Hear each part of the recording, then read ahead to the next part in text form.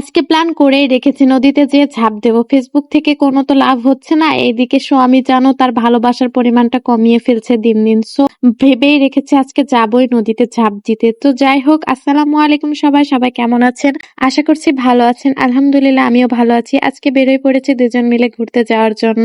এই যে চলে এসেছি আমাদের কুষ্টিয়ার একটা সুন্দর জায়গা, যেখানে যায়নি এমন কেউ হয়তো কুষ্টিয়াতে নেই। এখানকার এই নদীর পাড়ের ভিউটা খুবই বেশি সুন্দর, আপনারা দেখতেই পাচ্ছেন। তো আমি আর আমার হাজবেন্ড বেশিরভাগ সময় এই নদীর পাড়ে যাই দুইজনের কোয়ালিটি টাইম স্পেন্ড করতে। যদিও কোয়ালিটি টাইমটা হয় দুজনের মধ্যে, কিন্তু আমরা যাই এই নদীর পাড়ে মানুষজনের মধ্যে। কি আর করার। এই যে এই জায়গা থেকে নামা কিন্তু খুব ভয়ঙ্কর, আমি একদম নামতে পারি না। আমার হাত ধরে নিয়ে নামাচ্ছিল, অনেকে তো দৌড় দিচ্ছিল। আমি যদি এরকম দৌড়টা দিতাম একদম ফুটবলের মতো গড়া খেতাম। আমি জানি এরকমটা হয় দেখে আমি কখনো নিচে নামার সাহসই করি না যখন এই পানি কমে যায়। তো যাই হোক, নিচে নামলাম, নেমে দেখুন কত সুন্দর ভিউটা, মনে হচ্ছে সবাই পাহাড়ের উপরে।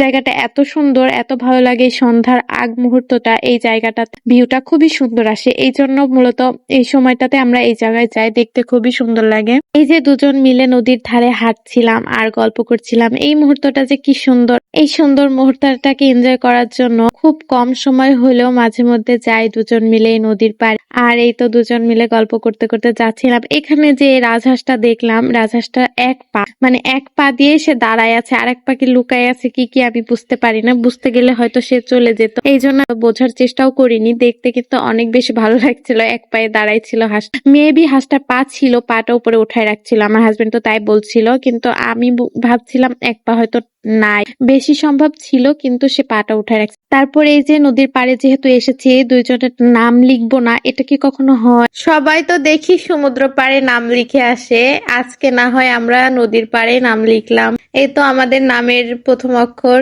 কে আর আর। এই যে দুইজনের নাম লিখে নিলাম। আমি দুইজনের নাম লেখার পরে আমি ওকে বলছি এদিকে এসো ছবি তুলবো, মানে ওর পা আর আমার পা ছবি তুলবো। কিন্তু সে যে কত কাহিনী করে, দেখুন কি করেছে।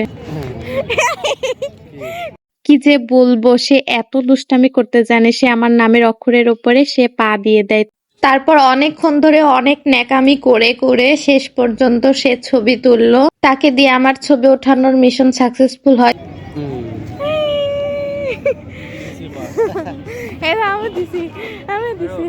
আজ পর্যন্ত যতবার তার সাথে ছবি উঠতে গেছি বা তাকে দিয়ে ছবি তুলাইতে গেছি, ততবার আমাকে অনেক স্ট্রাগল করা লাগছে। সে কখনোই একবারে এসে ছবি উঠায় না বা উঠেও না, এরকম অনেক ন্যাকামো করে করে তারপরে ছবি উঠাইতে আসে।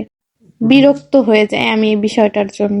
তারপরে এই তো সন্ধ্যা লেগে যায়। সন্ধ্যার এই ভিউটাও কিন্তু অনেক সুন্দর ছিল আকাশের। আর এই যে ওর মাথার উপরে কতগুলো মশা এইভাবে এক জায়গায় হয়ে শুধু ওর মাথার উপরেই ছিল। তো যাই হোক, ওখান থেকে চলে এসে বাজারের মধ্যে গেলাম। আর এই যে প্রত্যেক শুক্রবারে এই রাস্তার পাশে বাজার বটে, এটাই বাস্তবতা। দেখুন সে আমার হাত থেকে ফোনটা নিয়ে ভয়েস দিল। যাই হোক, হাফেজ।